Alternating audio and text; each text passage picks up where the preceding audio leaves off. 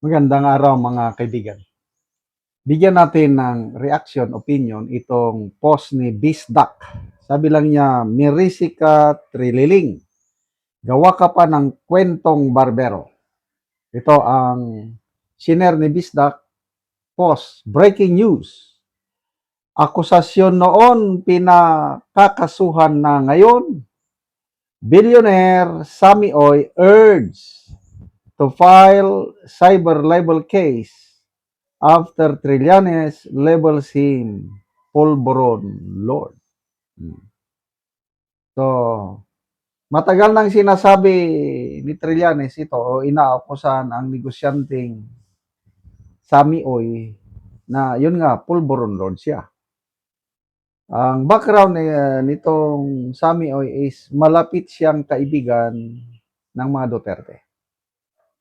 May nabasa akong post ni ex-secretary Manny Piñol na dinedepensahan niya ang pagkatao ni Sammy Oy. Matagal na daw na magkaibigan itong mga Duterte at saka si Sammy Oy kahit nung hindi pa pumasok sa politika si Tatay Digong natin, magkaibigan na yung dalawa na yan. So, si Secretary Piñol, sinabi niya, kilalang kilala niya itong Sammy Oy na ito. At hindi siya maniwala na isa siyang Polvoron Lord. Negosyante lang talaga.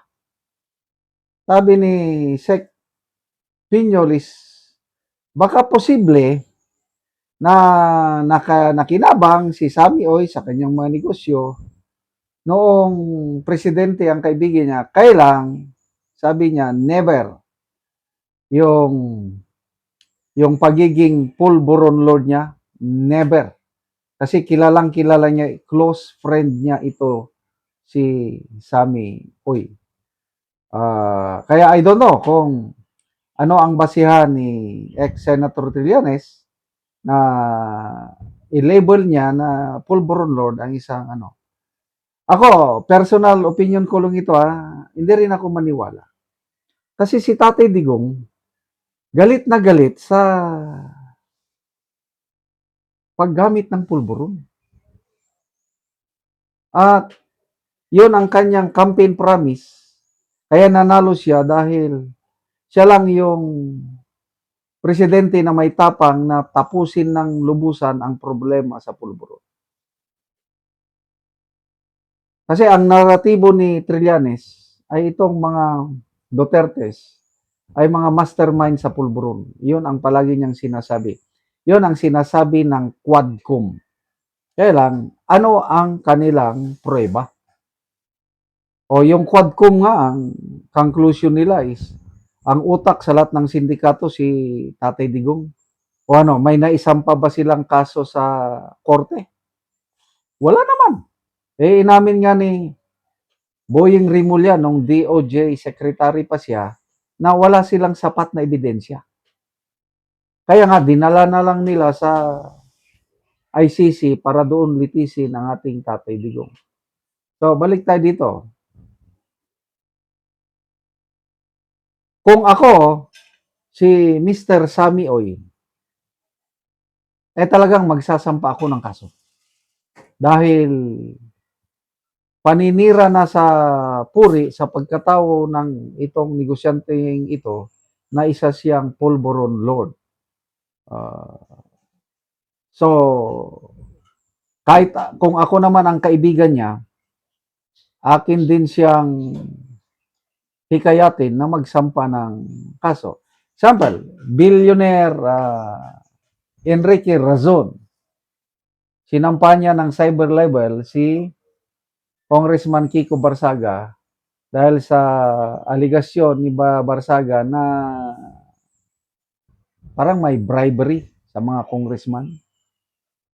Kaya ngayon, may kaso si Congressman Barsaga. So ito naman, I don't know kung anong gagawin ng... Kaya lang sabi nila, mabait daw itong si Sammy Oy na ito. Siguro dahil sa kabaitan niya, ayaw niyang patulan yung aligasyon ni Trillanes. Kaya pinapabayaan na lang. Believe din ako sa tibay ng dibdib ni ex-Senator Trillanes dahil ang dami niya ng kaso kaliwat kanan. Meron pang na-involve siya sa kudita. I believe nandyan pa rin yung mga mangilan-ilang kaso. Tapos, yan, may mga ongoing kaso pa siya sa iba't ibang korte. At the same time naman, siya rin, ang dami niyang sinasampahan ng kaso. Pinaka-latest yung Brave 18 Marines.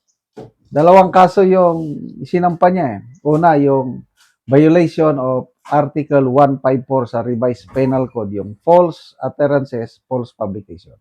O parang fake news. Tapos, di pa siya nagkasya doon, sinampahan din niya ng cyber level ang Brave 18 Marines kasama si Attorney Levi Baligod. So, ganyan lang yan, sampahan ng kaso. Mabuti na lang dito sa ating bansa, ito obserbasyon ko na buhay na buhay pa ang ating justice system. Maaasahan pa. Sa tingin ko mula sa prosecutorial aspect, may tiwala pa ako sa ating mga prosecutors. Lalo na pagdating sa mga korte, sa mga judges, sa RTC, pataas na yan. Buhay na buhay pa.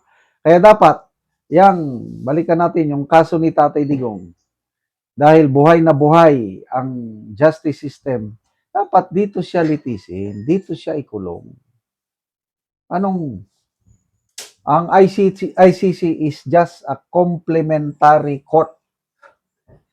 Papasok lang ang ICC kung wala nang justice system na umiiral sa bansa. Buhay na buhay ang ating hustisya. Bakit litisin pa ang ating Tatay Digong? But anyway, believe ako sa ating Tatay Digong dahil sabi niya, I am invictus. Yan ang mensahe niya sa atin mga nagmamahal sa kanya. Unbowed, unconquered. Hindi nila kayang talunin. Yan ang fighting spirit ng isang Tatay Digong na dapat tayo mga DDS, ganyan din ang ating fighting spirit. Go, go, go. Lalo na kay BP Sara, malapit na ang 2028. Siguradong mananalo ang ating manok, mga Duterte. Salamat mga kaibigan sa inyong pagsubaybay sa ating channel. Nakakatulong kayo ng malaki sa tribong Talanding ng Bukidnon dahil ang sweldo natin sa channel na ito is pantulong po sa tribo. Namimigay tayo ng libreng yero at pako para makapagpatayo sila ng mas maayos na tirahan. Panoorin nyo ang video na ito. Muna ni ang natabangan na magyero. Sa sin kay makakuha na sa mong balay.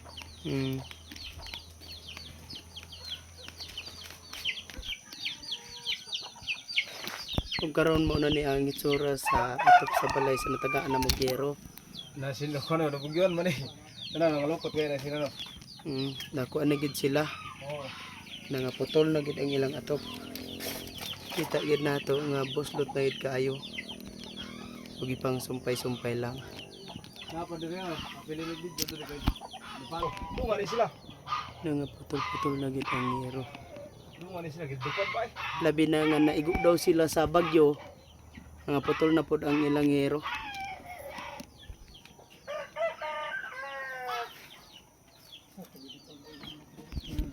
So karon pila na ni katuig ang imong balay?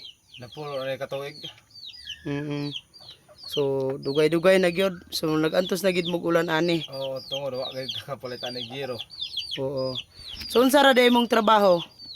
Ay pagyuta ra. Kanang mag-uma lang. Oo, magumara. O kamay gid ang income. Mao gani. Say mapilyor pag yun. Maperil pag yun. Di ka bawi na ikaw ra gid pagkaon. Lagi. So pila ka buok ang imong anak? Isa pa man. Isa pa. So kuan gyud. Asa day imong asawa karon? Tuwa dito. Ay, so naglakaw siya. Oo. Lagi.